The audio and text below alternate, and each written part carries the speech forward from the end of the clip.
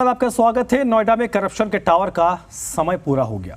Sector 93A के Supertech emerald society के flat buyers की मेहनत रंग लाई है और अब वो घड़ी भी आ गई जब ये करप्शन का टावर जमींदोज होगा। सुपरटेक के ट्विन टावर्स को गिराने की सभी तैयारियां पूरी कर ली गई हैं। कल 28 अगस्त रविवार को सुपरटेक के एमराल्ड प्रोजेक्ट में 32 मंजिला इन दोनों टावरों को गिराया जाएगा।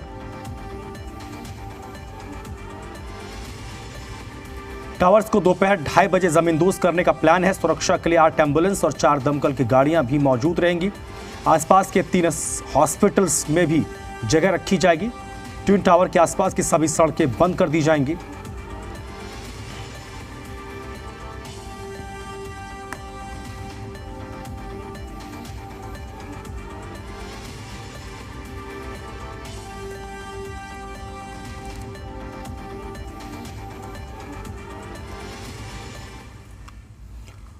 और इस वक्त जी मीडिया संवाददाता सोनिका मेरे साथ जुड़ चुकी हैं, जो मौके पर ही मौजूद हैं। सोनिका, अब तकरीबन 24 घंटे का वक्त बाद जब कल इस वक्त 8 साढ़े 8 बजे के करीब वो पूरा इलाका कॉर्डन अप कर दिया जाएगा, लोगों का आवागमन बंद कर दिया जाएगा। इस बीच वहाँ के आसपास के जो लोग होंगे उनके अंदर एक अजीबोगरीब क्यूरियोसिटी नजर आ रही होगी। बिल्कुल बिल्कुल, देखिए सबसे पहले तस्वीर आप देख लीजिए, ये वही ट्विन टावर है, करप्शन का टावर, जो कल धराशायी हो जाएगा। 2:30 पर 9 सेकंड के अंदर इस इमारत को गिरा दिया जाएगा। और उसके बाद सवाल ये है कि जो उसके बाद जो साइड इफेक्ट इसके होंगे, जो प्रदूषण फैलेगा, जैसा कि आपने कहा कि आसपास के जो लोग हैं उनके मन में एक चिंता है, खुशी भी है, क्योंकि लंबी लड़ाई लड़ी है, कानूनी लड़ाई लड़ी गई है। 2009 में मामला कोर्ट में पहुंचता है। तो देखिए इसके बाद जो लोगों को यहां से घर को खाली करने के लिए कह दिया गया, तकरीबन 7,000 जो लोग आसपास की सोसाइटीज में रह रहे हैं उनसे कहा गया है कि आप सुबह 7 बजे से लेकर शाम के 4 बजे तक अपने घरों में नहीं आ सकते हैं, घरों को खाली करना होगा। जो वाहन है उन्हें हटाने की बात कही गई है। नोएडा के जो रूट है उन्हें डाइवर्ट किया जाएगा, नोएडा एक्सप्रेसवे को बंद किया जाएगा। देखिए लोग हमारे साथ है, उनसे मैं आपकी बातचीत करवा देती हूँ। यहीं के रहने वाले हैं आप लोग? मैं यही कर सकता। अच्छा, कल ये जो इमारत है धराशायी हो जाएगी, मन में खुशी, चिंता? बहुत खुशी है, ये होना ही चाहिए। इन लोगों को सबक मिलना चाहिए, क्योंकि हम लोगों का गाड़ी की कमाई का पैसा है। अगर इस तरह से सब लोग करते रहेंगे तो क्या होगा।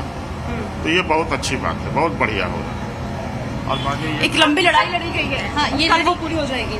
वो तो है, लेकिन मुझे सुरक्षा को लेके थोड़ी सी टेंशन लग रही, क्योंकि सुरक्षा के इंतजाम बिल्कुल ही बहुत कम है।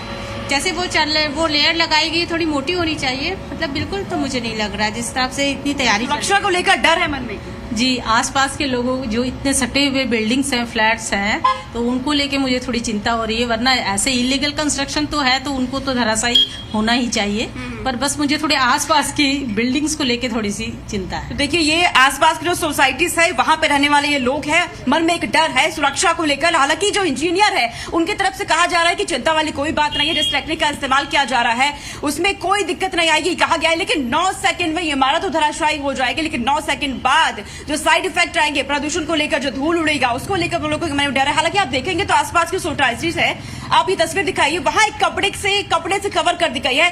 ये एक कपड़ा ऐसा है जिससे धूल भी अंदर नहीं जा सकती है। तो इसीलिए इसी वजह से इंजीनियर ये कह रहे हैं कि कोई दिक्कत नहीं होगी, लेकिन लोगों के मन में एक डर है। ये देखिए, जब ये जो करप्शन का टावर खड़ा किया जा रहा था, ये 2 टावर आप देखेंगे, यहाँ पर जो सबसे बड़ा उल्लंघन हुआ है वो न्यूनतम दूरी को लेकर के हुआ है। कई नियमों का उल्लंघन हुआ है, नियमों को ताक पे रखा गया और इस पूरे मामले को लेकर बायर्स उनकी तरफ से विरोध किया गया, तो ये मामला उठा है। आपको ये बता दूं कि एक खास बात की उत्तर प्रदेश सरकार की तरफ से एक फैसला लिया गया था एफआईआर को लेकर, एफआईआर बढ़ाने को लेकर। उसके बाद ये मामला विवादों में आया, उसके बाद पूरा विवाद की नींव पड़ी है। दरअसल एफआईआर को बढ़ाने का जब निर्णय लिया गया तो सोसाइटी यानी कि सुपरटेक की तरफ से भी अपनी और बढ़ा दी गई थी एफआईआर।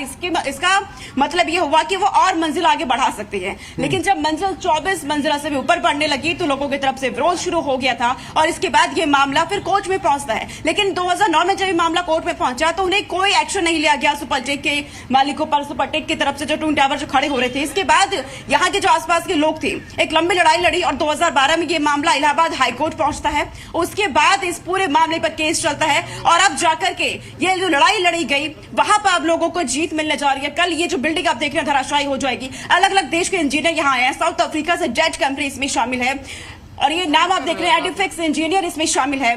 कल 2:30 पर ये पूरी बिल्डिंग धराशायी हो जाएगी और कई रूट यहाँ पे जावज किए गए हैं। स्थानीय लोग जो खास लगातार ये कह रहे हैं कि उनके मन में एक डर बना हुआ है, लेकिन और जो इंजीनियर है, डॉक्टर्स हैं, वो ये कह रहे हैं कि लोगों को बीमारियों का, जो लोग खासकर बीमार हैं उन्हें दिक्कतें हो सकती है। दमे जो लोग दमे से ग्रसित है वो उनको दिक्कत हो सकती है। तैयारियां पूरी कर ली गई है। देखिए आप यहाँ पे देख रहे होंगे पुलिस बल वो भी उन्हें तैनात कर दिया गया है ताकि लोग यहाँ ना आ सके। लोगों से कहा गया है कि आप लोग घरों को खाली कर दें ताकि किसी भी तरह की दिक्कत लोगों को ना हो, लेकिन लोगों के मन में अभी एक डर बना हुआ है। यहाँ पर सोनिका एक तो ये ट्विन टावर इस वक्त तस्वीरें आप देख रहे हैं, तो ब्लास्टर दत्ता जो है, चेतन दत्ता, इसको ब्लास्ट करने वाले हैं। सोनिका अगर हम इस पूरे मामले को देखें जिसका आपने जिक्र भी किया, ये एक बड़ा मैसेज कन्वे होगा। आम लोगों में एक परसेप्शन होता है कि छोटे मोटे जो लोग जो इस तरीके से अतिक्रमण करते हैं या अवैध निर्माण कर लेते हैं उन पर तो निगम सरकार इनका डंडा चल जाता है, बड़े लोगों पर कार्रवाई नहीं होती है। तो ये एक मैसेज भी जाएगा। लंबी कानूनी प्रक्रिया रही है क्योंकि बिल्डर ने भी अपनी तरफ से पूरी कोशिश की इस मामले में खुद को बचाने की, लेकिन कल जब ये डेमोलिश होगा तो एक मैसेज कन्वे पूरे देश में होगा कि देश में कानून सबके लिए बराबर है। देरी हो सकती है लेकिन उस पर एक्शन जरूर होगा। बिल्कुल सही कहा आपने। बिल्डर ने खुद को बचाने की पूरी कोशिश की। 1.5 दशक से ये मामला चला आ रहा है और उन लोगों के लिए भी एक एग्जाम्पल सेट होगा जो लोग इस तरीके से अवैध अतिक्रमण करते हैं। बिल्डर्स के लिए, लोगों के लिए भी, क्योंकि और बात की जाए ट्विन टावर की तो ये पहला ऐसा भारत में ऐसा केस होने जा रहा है जो एक अलग तकनीक से गिराया जाएगा। और इसी के साथ आपको ये भी बता दूं कि 3700 किलो का विस्फोटक अंदर लगाया गया है। 9 सेकंड में धराशायी इसे कर दिया जाएगा और इसके आसपास कपड़े लगा दिए गए हैं। जितने भी घर है तमाम उन्हें कवर कर दिया गया है। लोगों को साफ कर दिया गया है कि आप घरों से बाहर रहे, वाहनों को यहां से हटा दिया जाएगा। लेकिन एक ही सवाल लोगों के मन में बना हुआ है कि आखिरकार कल क्या होगा रविवार के दिन। और तस्वीर मैं आपको लगातार दिखा रही हूँ। यहाँ पे आप आसपास की भी तस्वीर आपको दिखा दूं कि लोगों की भीड़ यहाँ पे लगातार बनी हुई है। लोगों की निगाहें इस ट्विन टावर पर है कि आखिरकार कल क्या होने जा रहा है जब 9 सेकंड में इस ट्विन टावर को धराशायी किया जाएगा, करप्शन के इस टावर को धराशायी किया जाएगा। आपको बता दूं कि ब्लास्टर दत्ता जो भारत में मशहूर है ब्लास्टर के नाम से, यानी कि चेतन दत्ता, 100 मीटर की दूरी से एक बटन दबाएंगे और ये आसमान छूती इमारत है वो राख में मिल जाएगी। लेकिन ये इमारत तो राख में मिल जाएगी, जो मलबा होगा उसको हटाने में लंबा वक्त लगेगा। ये भी सवाल बन रहा है क्योंकि जब धूल उड़ती रहेगी उससे लोगों को दिक्कतें होगी। कहा जा रहा है कि जो मलबा होगा तकरीबन 3 महीने से भी अधिक का समय लगेगा उस मलबे को हटाने में। सोनिका कल सुबह 2:30 बजे के करीब इस बिल्डिंग को डेमोलिश किया जाएगा। उससे पहले एक बार फिर से हमारे दर्शकों को पूरा अपडेट दे दीजिए कि सुबह 7:30 बजे के बाद उस पूरे इलाके को बंद कर दिया जाएगा। आसपास की सोसाइटीज़ के जो लोग हैं उनको क्या निर्देश दिया गया है, क्या कुछ गाइडलाइंस नोएडा अथॉरिटी और प्रशासन की तरफ से जारी किए गए हैं? देखिए सुबह 7 बजे से यहाँ पे काम शुरू हो जाएगा और सुबह 7 बजे से लोगों को कह दिया गया है कि आप उससे पहले अपने घरों को खाली कर दें, अपने फ्लैट्स को खाली कर दें। ना आप खिड़की पे आएंगे, ना आपने खिड़की दरवाजे सब आपके बंद रहेंगे, ना आप बालकनी पे आएंगे। आपको सीधा घर खाली करना होगा। जो वाहन होंगे उनके वो भी पूरे हटा दिए जाएंगे ताकि लोगों को कोई दिक्कत ना हो पाए।